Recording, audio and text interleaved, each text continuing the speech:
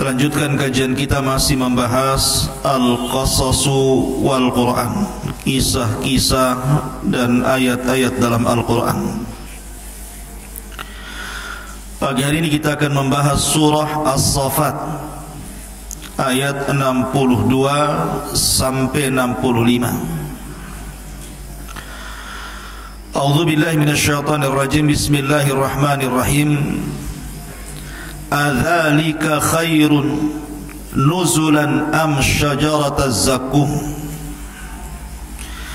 inna ja'alnaha fitnatan lidh-dhalimin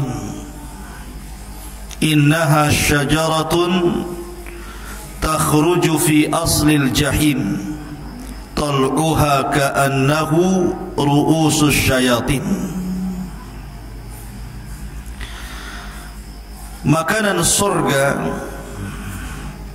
yang disediakan untuk orang-orang yang beriman itu lebih baik, ataukah pohon zakum yang disediakan untuk orang-orang kafir justru lebih baik? Kami telah menjadikan pohon zakum itu sebagai azab bagi orang-orang kafir dan juga bagi orang-orang musyrik dalam neraka. Pohon zakum itu adalah pohon yang tumbuh di dasar neraka jahim. Buahnya seperti kepala syaitan yang sangat menyeramkan. Ma'asyiral muslimin, jamaah salat subuh yang dimuliakan Allah Subhanahu wa taala. Surah As-Saffat ayat 62 sampai 65 ini ketika turun menjelaskan tentang bagaimana ngerinya penduduk neraka karena disediakan makanan berupa buah zakum. Rupanya tidak menjadikan orang-orang kafir itu beriman dengan adanya hari kebangkitan dan juga adanya neraka. Ketika Nabi SAW di Isra Mi'rajkan oleh Allah, kemudian diperlihatkan neraka. Kalau Rasul ketika Isra Mi'raj masuk ke dalam surga, bahkan melihat istana Umar bin Khattab radhiyallahu an dan bidadari yang disediakannya. Tetapi ketika diarahkan ke neraka, Rasul tidak masuk. Karena Rasul kalau sampai masuk neraka, melihat neraka bisa terbakar. Maka Rasul hanya diperlihatkan dari kejauhan. Nah, salah satu yang diperlihatkan kepada Nabi SAW adalah syajarataz zakum. Ada satu pohon, dan pohon itu tumbuh di atas neraka jahim. Itulah yang berbuah pohon itu yang disebut dengan zakum. Ketika Nabi SAW menyampaikan tentang sifat pohon zakum dan buah zakum, di mana ini makanan penuh neraka, orang-orang musyrik istihza, mengolok-olok. Bahkan diriwayatkan Abu Jahal yang disabdakan Nabi SAW, Fir'aunnya umat ini, tiba-tiba kemudian mengumpulkan orang-orang musyrik dan mengatakan, Inna Muhammadan yu'idukum bin narin tahrukul hijarata thumma yaj'am annahu tambutu fiha syajarah. Lihat, si Muhammad itu sedang menakut-nakuti kalian, katanya, dengan neraka yang akan membakar pohon-pohon. Tiba-tiba dia menyangka bahwa di atas neraka itu tumbuh sebuah pohon yang disebut dengan zakum. Mereka kemudian menggunakan logika. Kalau ada api, kemudian disodorkan kayu, pasti kayu itu terbakar. Bagaimana mungkin kayu yang disodorkan kepada api langsung terbakar, tiba-tiba ada pohon yang tumbuh di atas api? Apa enggak terbakar pohon itu maksudnya? Makanya Allah Subhanahu wa taala mengatakan inna ja'alnaha fitnatan lidzalimin. Kami jadikan cerita tentang Sajaratuz Zakum itu fitnah, ujian bagi orang-orang zalim. Mana mungkin ada pohon tumbuh di atas neraka, sementara neraka itu berupa api dan bisa membakar kayu bakar. Akhirnya kemudian Abu Jahal mengatakan kepada jariyahnya, kepada pembantu perempuannya, dan mengatakan, tahukah engkau apa itu zakum? Zakum, kata Abu Jahal, adalah at-tamr waz-zabib. Dia adalah kurma dan roti. Itulah zakum, katanya. Akhirnya kemudian Abu Jahal mengatakan, kembalikan zakum kepadaku, katanya. Kemudian Abu Lahab pun, Abu Jahal pun istihza, mengolok-olok tentang Syajaratuz Zakum. Kalaulah nanti Allah berikan Syajaratuz Zakum, ku makan, karena zakum adalah kurma dan juga roti, katanya. Kurang ajar enggak? Kurang ajar Abu Jahal ini. Hanya karena logika bahwa tidak mungkin pohon tumbuh di atas api, dia lupa bahwa innallaha ala kulli syai'in qadir. Allah itu atas segala sesuatu maha mampu.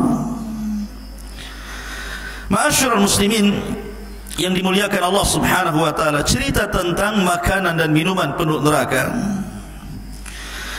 Pertama, cerita tentang zakum, dan itu difirmankan di banyak ayat dalam Al-Qur'an. Salah satunya surat Ad-Dukhan ayat 43-46, inna syajarataz zakum ta'amul athim kalmuhli yaghli fil butuni kaghalyil hamim. Sesungguhnya pohon zakum itu adalah makanan bagi orang-orang yang berbuat dosa. Rasanya seperti lelehan logam yang mendidih di dalam perut manusia, seperti air mendidih yang sangat panas dan bisa membakar. Kalau antum melihat YouTube, antum klik saja pohon zakum, maka kemudian akan muncul gambar-gambar tentang buah zakum. Bahkan saya pernah melihat ada orang yang kemudian mengupload, inilah pohon zakum yang kelak akan dimakan oleh penduduk neraka, hidup di utara Saudi. Jadi ujungnya memang kayak tengkorak tuh. Itu bisa lihatlah di Google tuh. Pertanyaannya, apakah memang buah zakum itu ada di dunia? Maka kita katakan bahwa mustahil pohon zakum itu ada di dunia. Dalilnya apa? Dalilnya sabda Nabi SAW, "Lau anna qitratan minaz zakum qutirat fi biharid dunya la afsadat ala ahli dunya ma'aishahum fa kaifa biman yakunu ta'amuhum." Kata Rasul, kalaulah saja setetes dari zakum itu menetes di lautan bumi ini, niscaya akan menimbulkan kerusakan terhadap kehidupan penduduk manusia di dunia. Dari sini menunjukkan bahwa tidak mungkin ada pohon zakum itu di dunia. Karena kalau seandainya ada, rusak kehidupan semua manusia. Berarti itu namanya zakum-zakuman namanya, bukan zakum beneran. Ya. Tidak ada pohon zakum di dunia ini. Makanya Allah Subhanahu wa taala dalam ayat ini mentasbih sesuatu yang majhul, tidak diketahui, dengan sesuatu yang tidak diketahui juga. Perhatikan, Allah mengatakan innaha syajaratun takhruju fi aslil jahim tal'uha ka'annahu ru'usus syayatin. Pohon zakum itu hidup di dasar neraka jahim, hidup di neraka, tumbuh di neraka.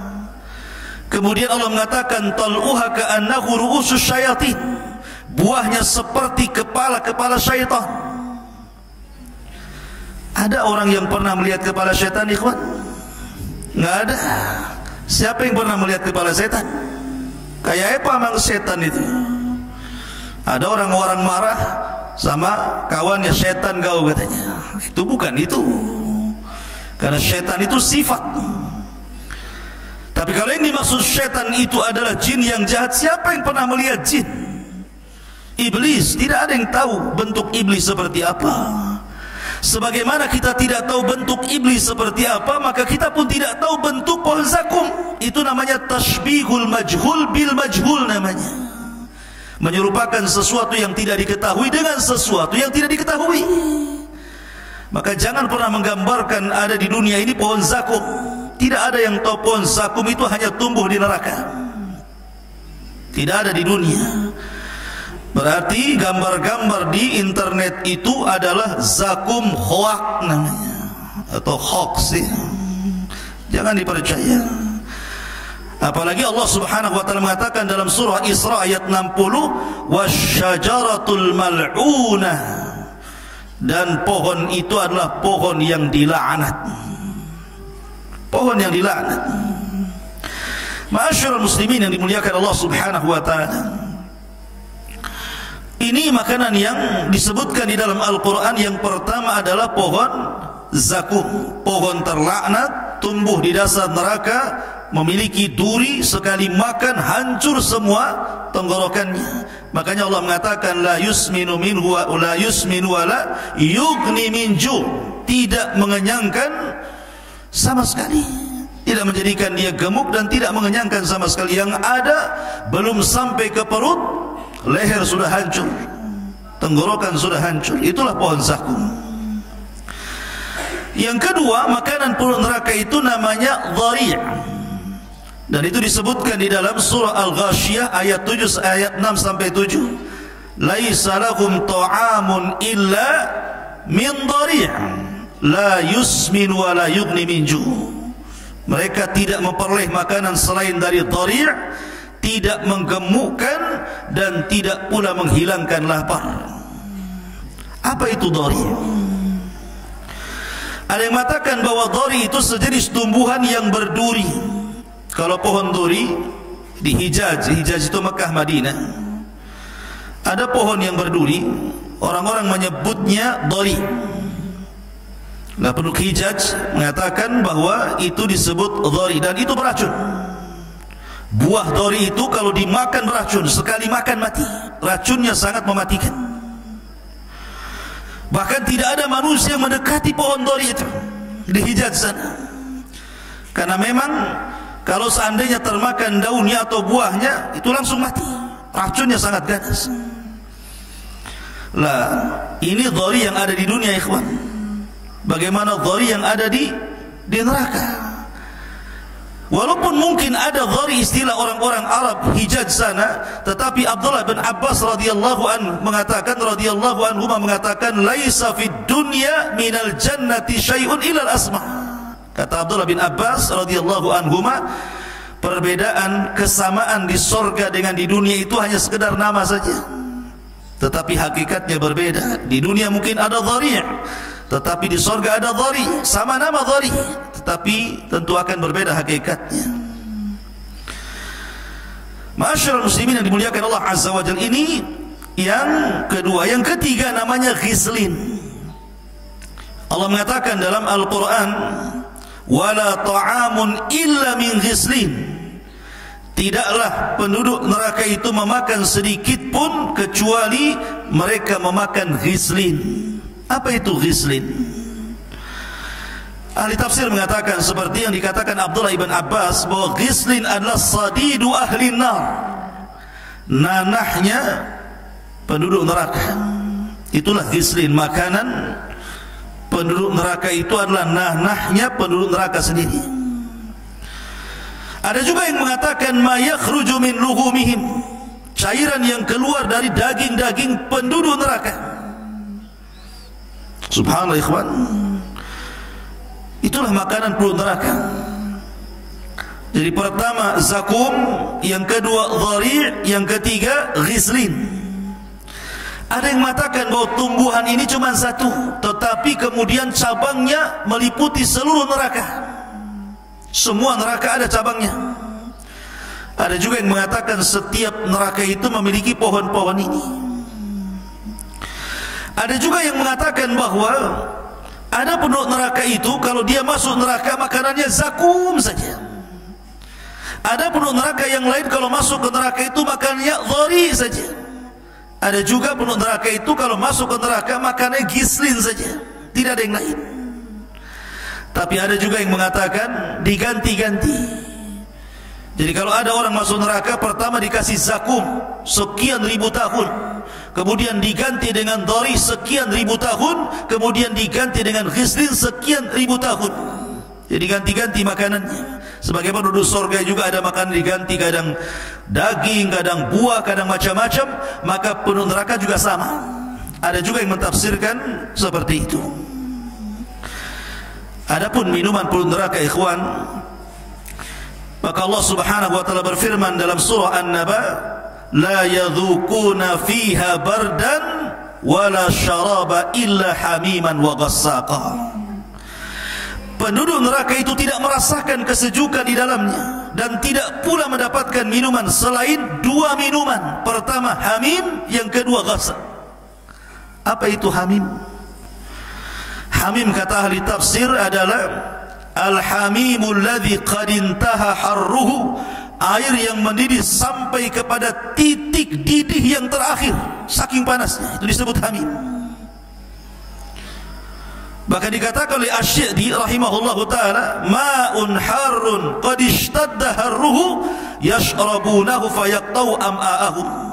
Hamim adalah air yang sangat panas, penduduk neraka meminum air sampai menyebabkan usus-usus mereka amburadul, pecah, putus. Itulah hamim. Adapun ghasyaq dikatakan oleh Abdullah bin Abbas radhiyallahu anhuma, huwa zamharir yukhawwifuhum bibardihi. Jadi kalau hamim itu air panas, kalau ghasyaq itu air dingin. Tetapi lihat dinginnya air ghasyaq ini, minuman yang sangat dingin sekali. Benda ini membuat takut seluruh penduduk neraka karena saking dinginnya, puncak dingin yang luar biasa. Sampai-sampai Imam Mujahid mengatakan, huwa thaljul barid alladzi qad intaha barduhu, es yang sangat dingin sampai puncak suhu dingin yang luar biasa. Huwa alladzi yasilu min juludihim. Ghassaq adalah cairan yang keluar dari kulit-kulit penduduk neraka. Ma yakhruju min absarihi minal qayhi wad dam, cairan nanah dan cairan darah yang keluar dari mata-mata penduduk neraka itu disebut ghassaq. Lah itu minumannya. Jadi yang satu air panas sekali, yang satu air dingin sekali. Ma'asyiral muslimin yang dimuliakan Allah Azza wa Jalla, wajar kalau suatu ketika Hasan Al-Basri rahimahullahu taala suatu ketika sedang mengajar seperti ini, tiba-tiba kemudian muridnya membawa minuman air putih untuk dihidangkan kepada gurunya. Ketika Hasan Al-Basri melihat air itu, tiba-tiba dia menangis.